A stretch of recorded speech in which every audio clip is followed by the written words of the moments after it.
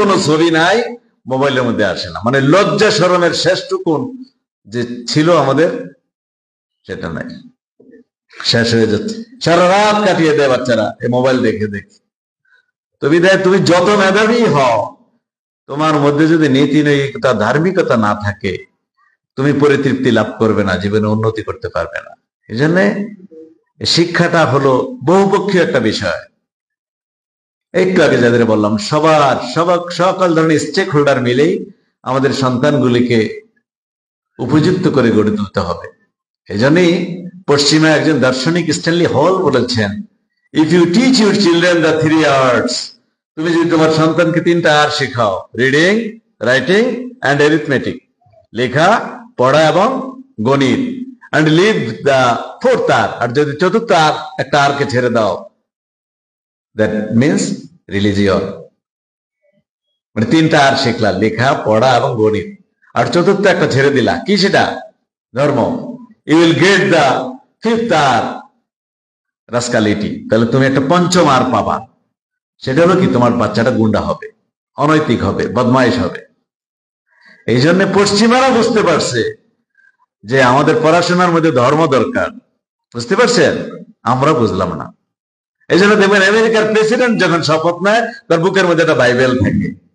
তো আমাদের দেশে কোরআন বুকে নিয়ে কেউ শপথ নিলে আমার মনে হয় তাকে এমপি পদ থেকে বাদ দিয়ে দিবে, যে জঙ্গি, সে মৌলবাদী, তাই না? এই জন্য ধর্মের কোনো বিকল্প নাই। এই জন্য দেখেন, ঢাকা বিশ্ববিদ্যালয় আজ থেকে 104 বছর আগে প্রতিষ্ঠিত হয়েছিল, 1921 সালে। আর এটা প্রতিষ্ঠা করেছে ব্রিটিশরা। তখন তারা লোগোর মধ্যে কিন্তু লিখে দিয়েছিল কি, ইকরা বিসমি রাব্বিকাল্লাযী খালাক, পড়ো তোমার প্রভুর নামে যিনি সৃষ্টি করেছেন। ইংরেজরা করছে এই কাজ। এবং আমার যে department Islamic studies and Arabic, এটা প্রতিষ্ঠা করেছে ব্রিটিশরা 1921 সালে। মানে তারা অনুধাবন করেছে এই অঞ্চলের মানুষ মুসলমান, এদের ধর্ম ইসলাম, এদেরকে এদের ধর্মটা শেখাতে হবে। কিন্তু আমি তো নিশ্চিত যে বর্তমান সরকারগুলো এটা করবে না এবং করে নেয়। আপনারা জানেন, বাংলাদেশের সরকারি কলেজ আমার মনে হয় মিনিমাম 500 আছে, কিন্তু সরকারি আলিয়া মাদ্রাসা 3টা আছে।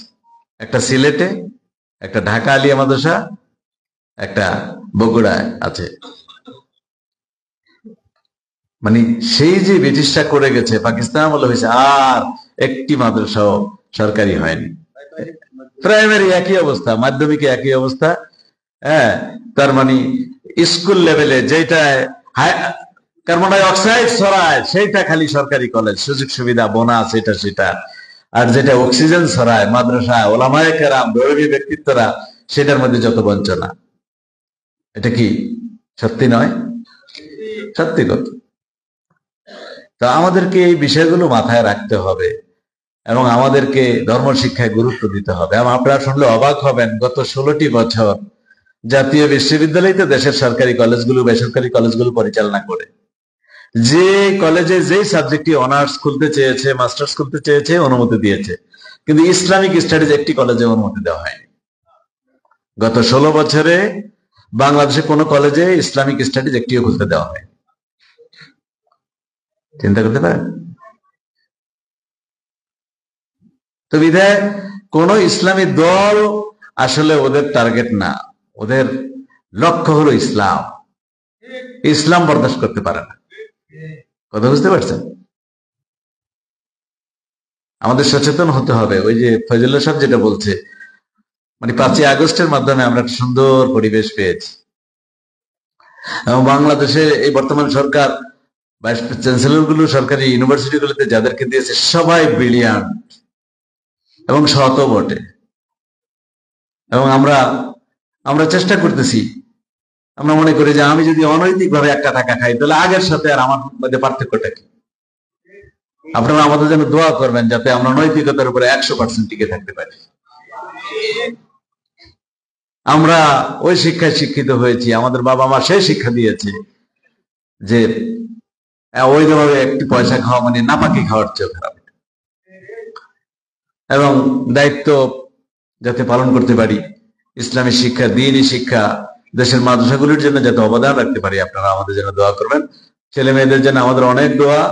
তোমরা অনেক বড় হও।